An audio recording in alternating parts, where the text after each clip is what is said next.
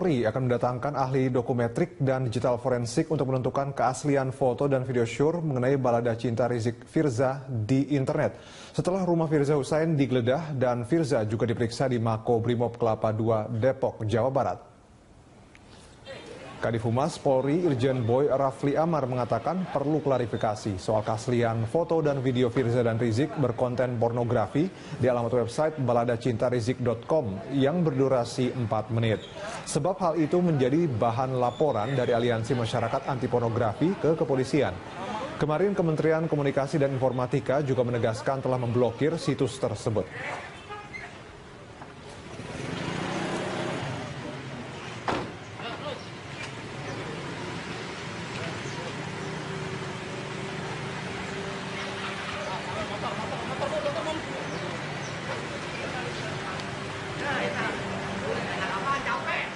Pemirsa, media sosial baru-baru ini diramaikan dengan isi percakapan atau chat WhatsApp yang disebut-sebut sebagai Rizik Syihab dengan perempuan diduga Firza Hussein.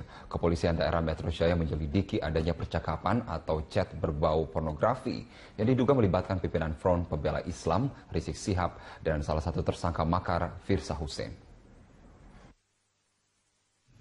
Media sosial baru-baru ini diramaikan dengan isi percakapan WhatsApp yang disebut-sebut sebagai Rizik Syihab dengan perempuan diduga Firza Hussein.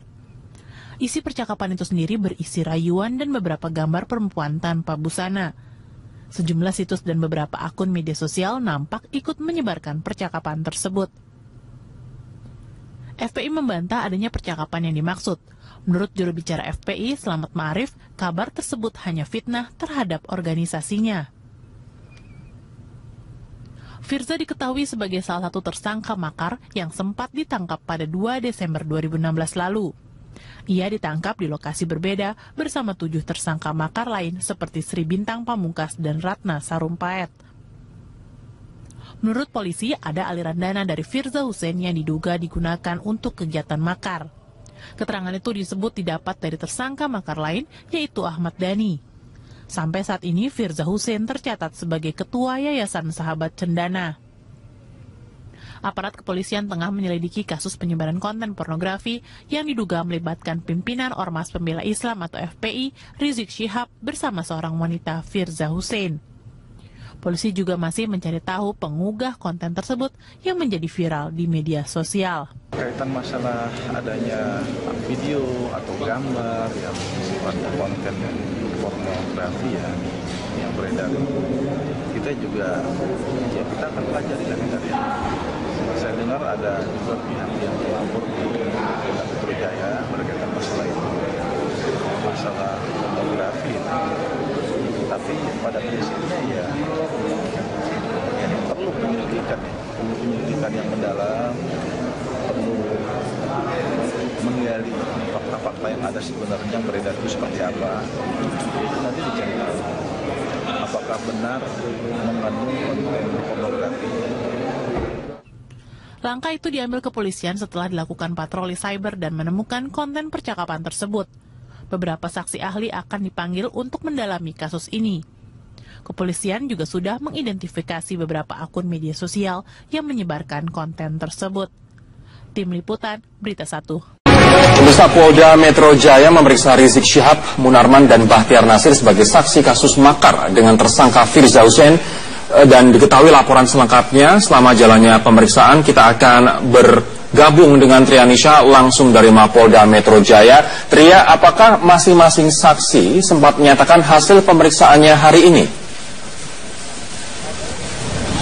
Ya, Rory, setelah diperiksa selama lebih dari 7 jam lamanya, Rizik Syihab, Bahtiar Nasir, dan juga Munarman tadi usai diperiksa oleh Ditreskrimum Polda Metro Jaya enggan menghampiri awak media. Ini Rizik Syihab tadi mengatakan ia lebih memilih untuk bertemu dengan masa pendukungnya di depan Polda Metro Jaya, diikuti juga dengan mantan jubir FPI Munarman. Namun tadi ia meminta agar Bahtiar Nasir ini menjawab pertanyaan dari rekan-rekan media. Kemudian tadi Bahtiar Nasir mengatakan bahwa untuk dirinya ini diajukan pertanyaan oleh penyidik di Treskrimum Polda Metro Jaya. Ada sekitar 27 pertanyaan yang diajukan yang tentunya berkaitan dengan dugaan adanya upaya makar yang dibahas antara dirinya dengan Rahmawati Soekarno Putri. Namun Bahtiar Nasir tadi membantah, ia membenarkan bahwa dirinya memang pernah bertemu dengan Rahmawati Soekarno Putri di Universitas Bung Karno, namun ini hanyalah dalam kapasitasnya sebagai penceramah dalam Haul Soekarno. Namun selebihnya ia mengaku tidak ada pembicaraan mengenai upaya makar yang diduga telah dilakukan oleh Rahmawati Soekarno Putri. Dan pemeriksaan ini tadi juga tidak hanya mereka bertiga ini tidak hanya dipanggil atau diperiksa sebagai saksi untuk Rahmawati Soekarno Putri saja, namun juga untuk yang lainnya seperti Sri Bintang Pamungkas dan juga Kiflan Zain dan juga kawan-kawan. Dan kemudian tadi kami juga telah menanyakan kepada pihak Polda Metro Jaya, dalam hal ini Kabid Humas Polda Metro Jaya, Kombes Pol Argo Yuwono, yang mengatakan bahwa dari hasil penyelidikan ini nanti masih diduga masih akan terus dilakukan pemeriksaan lanjutan, namun masih belum diketahui kapan pemeriksaan lanjutan akan dilakukan. Dan berikut adalah pernyataan selengkapnya dari Kabid Humas Polda Metro Jaya, Kombes Pol Argo Yuwono. Bahwa tadi sudah kita lakukan pemeriksaan dan ini adalah berkaitan dengan keterkaitan peristiwa permufakatan makar itu. Kita penyidik sudah menyampaikan beberapa pertanyaan ya. Nanti seandainya hasil daripada pemeriksaan ini masih dirasa kurang ya, atau masih ada kekurangan, nanti penyidik akan memanggil kembali untuk meminta keterangan lagi. Rory. Trianisa, terima kasih. Kita ke informasi berikutnya. Nama Firza Hussein kembali mencuat setelah ditangkap aparat karena dugaan kasus makar. Selain itu, ia juga disomasi Tommy Soeharto karena mencatut nama putra bungsu mantan Presiden Soeharto tersebut. Nama Firza Hussein pernah menjadi pemberitaan ketika aparat menangkap 11 orang tersangka kasus dugaan makar dan ujaran kebencian pada 2 Desember 2016 lalu. Namanya kembali mencuat ketika aparat menangkap Firza Hussein di rumahnya di Jalan Mamur, Lubang Buaya, Jakarta Timur, Selasa siang kemarin. Tersangka kasus makar tersebut saat ini ditahan di Mako Brimob Kelapa II Depok, Jawa Barat. Soal keterlibatan Firza Hussein, Polda Metro Jaya menyebut ia sebagai pengumpul dana. Sosok Firza Hussein terlihat bersama rombongan Rahmawati Soekarno Putri saat menemui Wakil Ketua DPR Fadli Zon di gedung DPR MPR awal Januari lalu. Saat itu rombongan menyampaikan curhat kepada Fadli Zon terkait tuduhan makar kepada Rahmawati dan kawan-kawan. Selain itu, Firza juga dikenal sebagai Ketua Yayasan Solidaritas Sahabat Cendana atau SSC. Ia mengklaim yayasan tersebut merupakan milik Tommy Soeharto, putra bungsu mantan Presiden Soeharto. Namun, ini yang menjadi bumerang, sebab kubu Tommy justru mensomasi pihak Firza yang dianggap mencatut nama Tommy Soeharto sebagai pemilik yayasan SSC yang diketuainya. Tim Liputan Metro TV. Sejumlah fakta dan data terkait penyidikan polisi soal dugaan makar oleh sejumlah tokoh akan dipaparkan oleh Rifai Pamone. Silakan Pamone.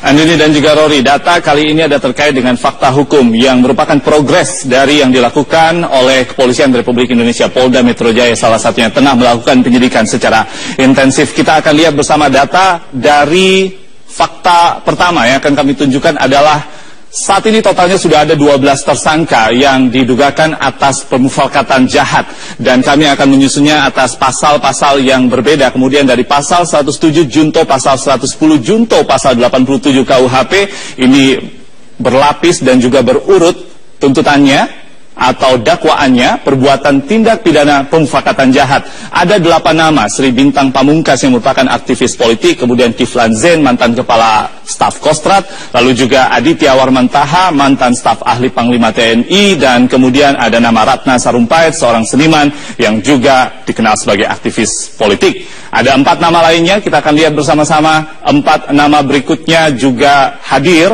dalam sejumlah pertemuan yang kemudian diduga sebagai upaya untuk makar yang saat ini tengah disidik oleh pihak kepolisian.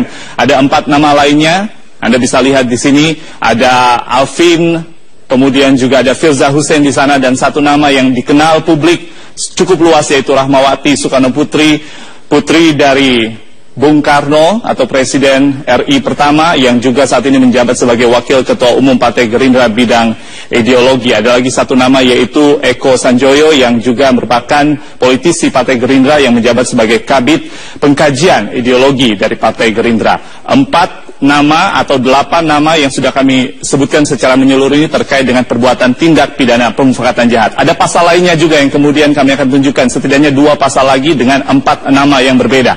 Tersangka dugaan pemufakatan jahat untuk pasal 28 ayat 2 Undang-Undang Nomor 11 tahun 2008 tentang informasi transaksi elektronik dan juga junto pasal 107 Kitab Undang-Undang Hukum Pidana. Untuk dakwaannya atau dugaannya adalah penyebar luasan kebencian terkait dengan sara dan juga penghasutan di media sosial. Tadinya nama Sri Bintang Pamungkas juga masuk dalam catatan dakwaan ini, namun dugaannya kemudian beralih kepada makar. Ada 3 nama, Rizal Kobar, lalu kemudian Jamran dan juga Hatta Taliwang yang ditangkap paling akhir setidaknya pada bulan Desember 2016 pada saat itu di tanggal 8 Desember 2016. Hatta Taliwang adalah seorang aktivis politik yang saat ini sangat aktif juga untuk kemudian kembali mengamandemen atau mengembalikan amandemen Undang-Undang 45 menjadi UUD 45 yang asli. Ada satu lagi nama tersangka yang kemudian juga tentunya sangat dikenal luas oleh publik yaitu Ahmad Dhani, seorang musisi yang juga saat ini aktif di bidang politik bahkan menjadi calon Wakil Bupati dari Kabupaten Bekasi. Pasal 207 KUHP Kitab Undang-Undang Hukum Pidana dikenakan kepada Ahmad Dhani untuk penghinaan pada penguasa atau pemerintah, dalam hari ini Presiden Joko Widodo. Dan ada beberapa fakta dan data yang menarik lagi harus kami sampaikan kepada pemirsa dan juga mungkin disimak oleh Rory dan juga Andini, bahwa pertemuan yang disebutkan oleh pihak kepolisian yang diduga menyusun rencana makar atau menggulingkan pemerintah yang sah saat ini oleh versi Kepolisian Republik Indonesia disebut hingga 8 pertemuan dengan penggagas yang berbeda. Namun kami sempat mendapatkan 3 informasi yang secara konkret kemudian kami akan tunjukkan mulai 14 November 2016. Penggagasnya Sri Bintang Pamungkas adalah sebuah agenda yang dilakukan untuk orasi aktivis buruh dan juga sejumlah tokoh nasional berlangsung di Tugu Proklamasi Jakarta 14 November 2016. Kita berlanjut di tanggal 17 November 2016. Di sini ada sebuah agenda yang digagas oleh Rahmawati Soekarno Putri yaitu bedah buku Revolusi Belum Usai. Ini adalah salah satu buku yang kemudian tulisan dari Rahmawati Soekarno Putri, dan pertemuan berlangsung di Rumah Amanat Rakyat Menteng, Jakarta Pusat. Sejumlah saksi sempat didatangkan oleh kepolisian untuk kemudian ditanya secara langsung apa sebenarnya agenda yang terselubung dalam tanda kutip dalam pertemuan di Rumah Amanat Rakyat. Satu lagi pertemuan yang paling menjadi perhatian yaitu pertemuan di Universitas Bung Karno, wilayah Cikini, Jakarta. Pada saat itu agendanya adalah rapat terbuka tokoh nasionalis. Dari sinilah kemudian ditahan atau ditangkapnya sejumlah tokoh yang diduga hadir dalam pertemuan 20 November 2016 yang digagas oleh Rahmawati Soekarno Putri di salah satu aula di Universitas Bung Karno. Dalam kesempatan tersebut dari 12 tersangka yang kami jabarkan tadi, hampir keseluruhannya hadir, dan salah satu tersangka yaitu Kiflan Zain pada saat ditanya atau diperiksa oleh penyidik di kepolisian menyebutkan bahwa dirinya tidak hadir dalam sejumlah pertemuan yang disangkakan kepadanya oleh pihak kepolisian diduga menyusun upaya makar untuk menggulingkan pemerintah. Kita masih akan terus melihat sampai di mana muara dari seluruh kasus dugaan makar yang dilakukan oleh sejumlah tokoh nasional ini. Kita akan tunggu sampai di mana pihak kepolisian akan menunjukkan keabsahan dari setiap model penyidikan yang dilakukan. Andini dan juga Roy.